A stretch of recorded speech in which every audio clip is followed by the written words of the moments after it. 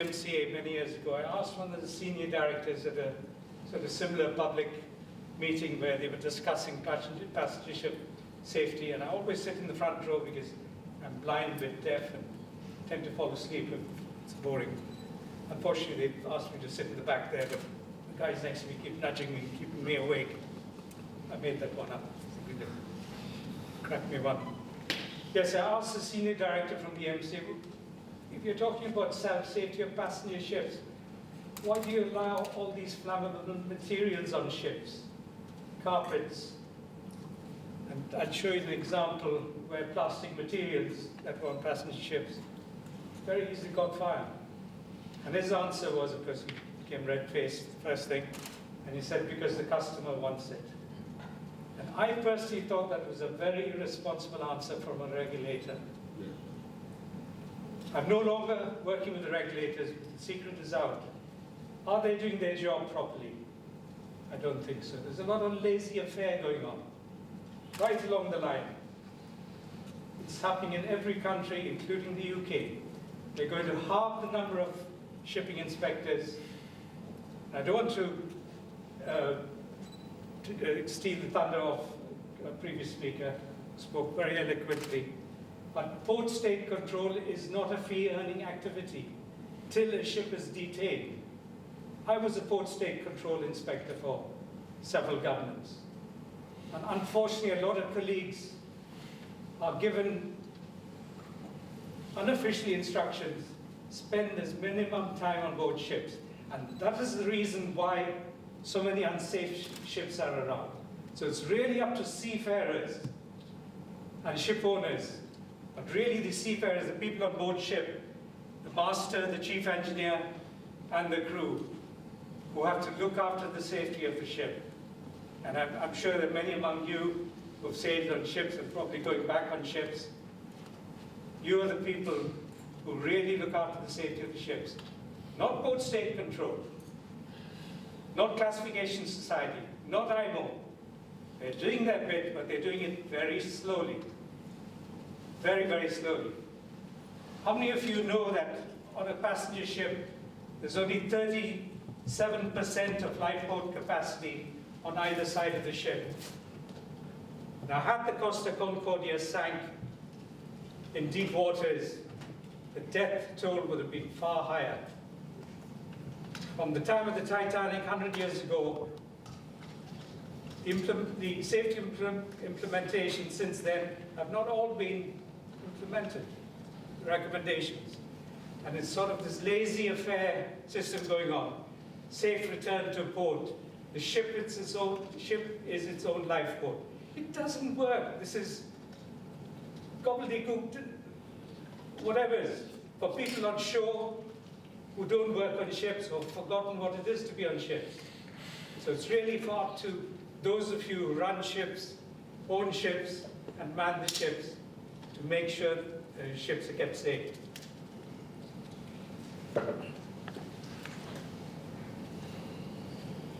Now this happened a few years ago,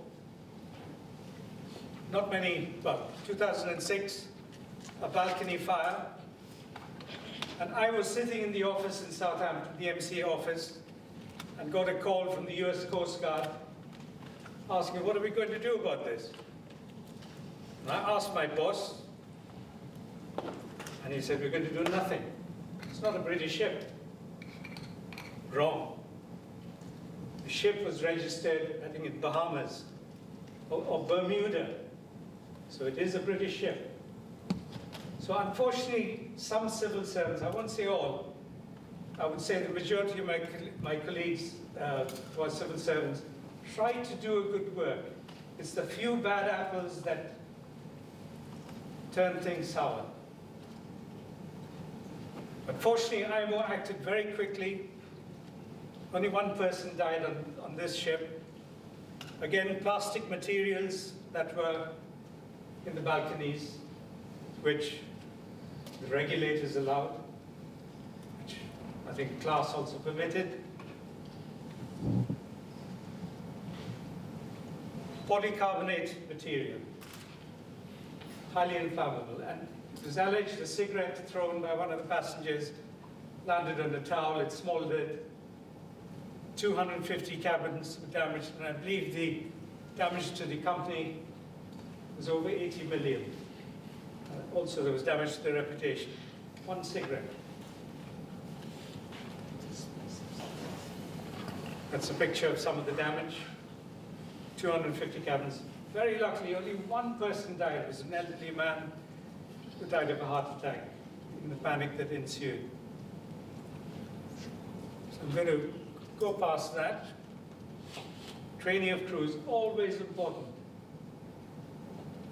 And those of you who are still sailing on ship, it's your duty to train your crew, not leave it for somebody else. That's what I did every time I was a chief engineer.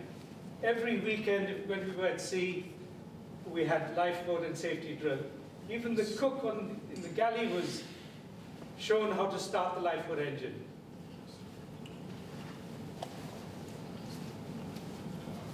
This happened a few years ago, 1980. Again, another passenger ship that was gutted, fire in the engine room. Fortunately, nobody died.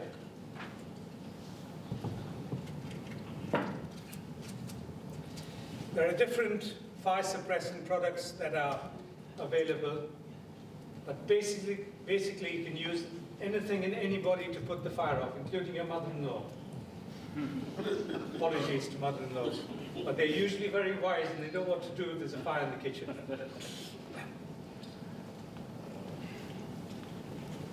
Now, I just sort of highlight some products which, these products here, the fine powder aerosols, they've been in the market. They actually, it was the Soviet space program. They used to use some of these products, different names, to put out fires when the astronauts went up in the rockets.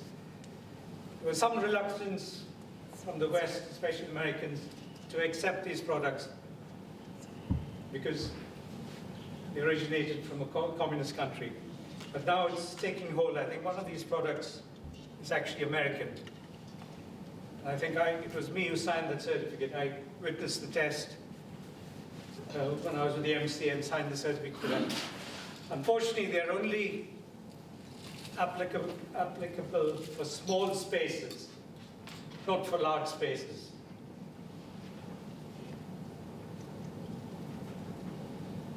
Now, these are some products, again, originated from the Americans, the halocarbon gases. A couple of years ago, I had a big fight on my hands when I was at IMO. Our American friends were trying to ban CO2 from being used as a firefighting medium on ships. Now, 90% of all ships have CO2 on their ships to fight fires. Yes, it's a dangerous gas, but we've lived with it for almost 100 years. It's a natural product. It's available all over the world. And the Americans wanted CO2 replaced by these very expensive, 10 times more expensive than CO2.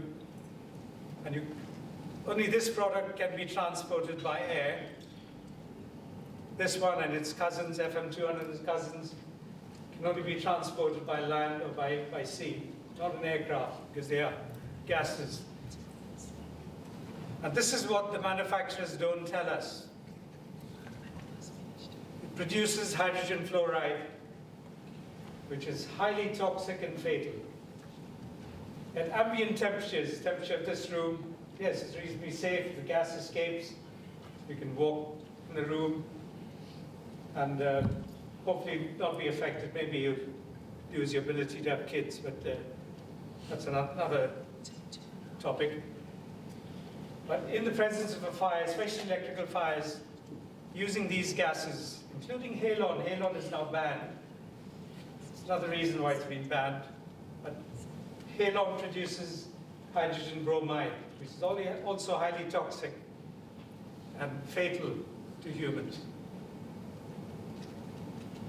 So anyway, I won the day at IMO. And the rest of the world actually supported the UK's line because I was representing the UK at the time. And the Americans had to put the tail between their legs and toddle off. But we are still friends, the people who had to fight at IMO because we're professionals. We have to talk to each other. Wouldn't you like a firefighter of this type? Now, this particular lady, I couldn't get the whole photograph in. She's actually putting off a fire. She's a fire eater.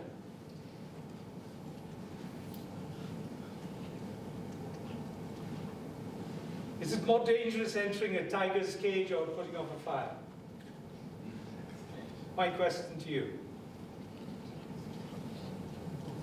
I was actually inside that cage. Because I haven't told you the whole story, but it's probably more dangerous to be in a cage with a lion or tiger or a leopard than to put out a fire. Because the fire doesn't come looking for you, the fire is just, well, it's not quite an inanimate object, but it doesn't have a mind. Whereas these creatures look at us as food. Now, within Europe, because I was dealing with European systems, this is where the certification and standards come from. MED is taken over, Marine Equipment Directive. So it's all done at the moment from Lisbon and Brussels. So it's now 28 countries within the EU. So one certificate fits all. And it's usually the classification societies that issue the certification of safety equipment. So flag administrations, including the MC, have given up all those fee-earning areas to classification societies to do the work. So more responsibility has actually landed on the shoulders of classification societies. Because flag administrations are not our problem. That's unfortunately the attitude a lot of them have. Now, this is another ship, I think it was also 2006. Yes, 2006, off the British coast, where they actually had a fire on a ship in the engine room. And the engineers among you will probably appreciate it was a crankcase explosion. And the experts who went on board thought that the CO2 of the ship put the fire off. No, it hadn't. Actually, the explosion and the fire put itself out. That's what happened. The CO2 hadn't released from the bottles. Poor maintenance on this particular ship. It was a passenger ship. Fortunately, nobody died. It cost a lot of money to the company that owned the ship. Now, these are some of the useful bodies and CASOLAs from IMO, FTP Code 5, Test Procedures Code, Fire Safety Systems Code. That's from IMO, which most IMO members sort of adopt in their own regulations. These two are MGNs and MSNs from issued by the MCA. EMSA is the European Maritime Safety Agency, which is like the parent body and trying to take all the powers of individual countries within Europe. And some useful websites. If any of you need this information, just email me or contact me and I'll give you this information. This was one of the worst accidents that have happened in recent times. And because it happened in a third world country, it didn't really make the news in developed countries.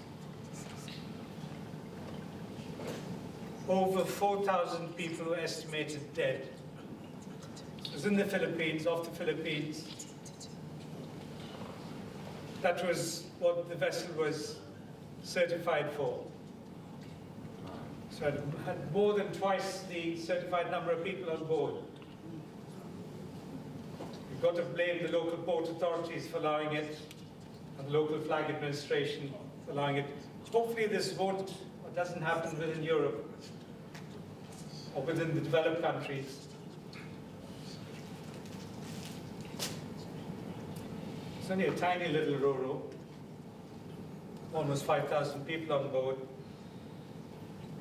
And they died a horrible death because it collided with with a small tanker which caught fire. The fuel was floating on the water surface, and anybody who tried to jump off the ships had an absolutely horrendous death. Only 26 survived out of over 4,000. But because it happened in a third world country, it didn't get much notice at IMO and other places at the time. It was a few years ago, 1987, and nobody seems to remember it. Now this is our own UK Marine Accident Investigation Bureau, some of their statistics, but this is only the UK ships, and only the passenger ships. So it's not really relevant on a world scale. Because we know our friend here. Still couldn't identify the master of the vessel, catamaran. Now, I won't go into this, it's just to sort of explain maybe just the first bit. Now, because of this environmental doodah that's going on, carbon dioxide, everything is compared to carbon dioxide. Now, halon was 6,900 times worse than carbon dioxide for its global warming potential. Novec 1230, which is a halocarbon, but it's also dangerous, is the equivalent of carbon dioxide. But the other replacement products are several thousand times more dangerous to the environment than CO2.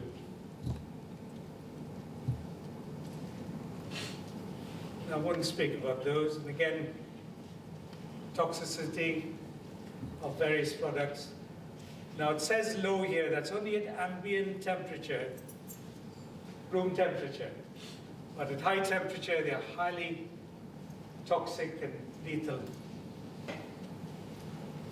The ones here. And carbon dioxide on its own is an asphyxiant. It will kill you if you're in a room with low oxygen and high carbon dioxide.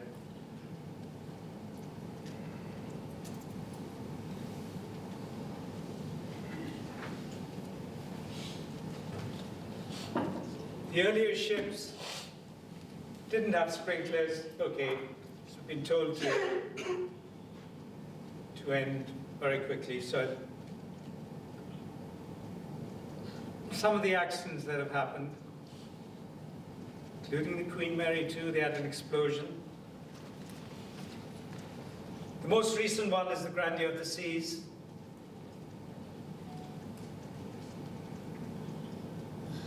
This happened very recently. Let's see if I got it here. In May this year.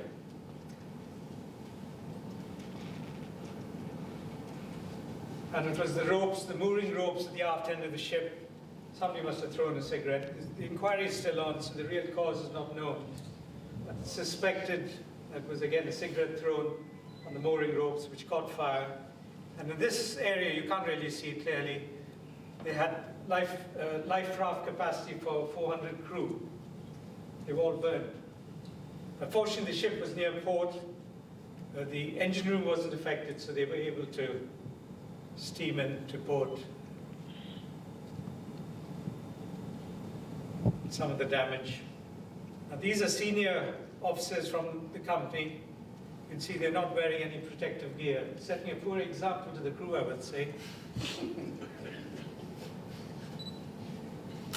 So safety has to come from the top as well as from the bottom.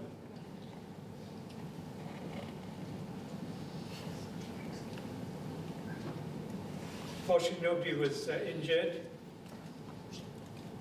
Now this happened even more recently in June. It was on television, a 4-year-old container ship that split into two. And it has finally sunk, and that's the forward end of the ship.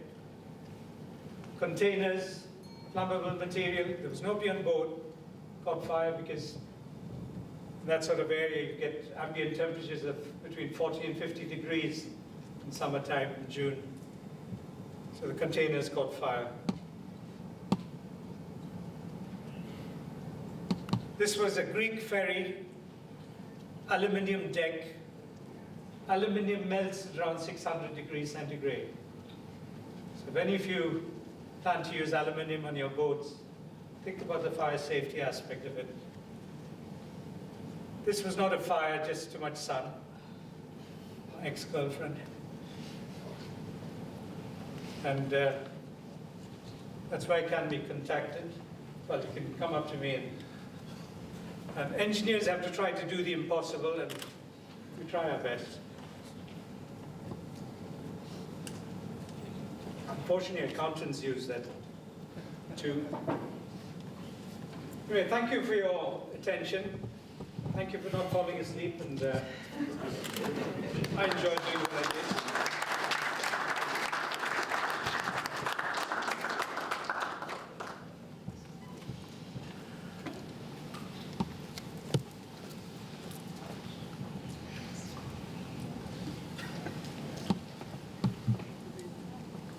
Well, Chair, that was a fascinating presentation.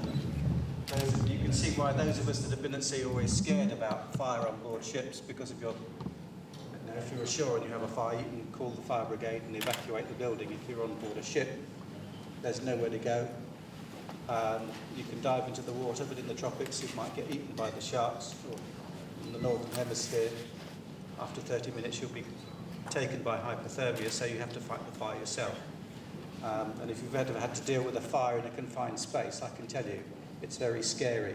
Just something as small as a garden bonfire in an enclosed space can have seriously damaging effects. So thank you very much indeed for that presentation. In fact, thank you very much indeed to all our speakers this afternoon. And I'm delighted to say that we do have time for questions. So those of you that can remember the questions that were so urgent earlier today, and now is your chance to ask them.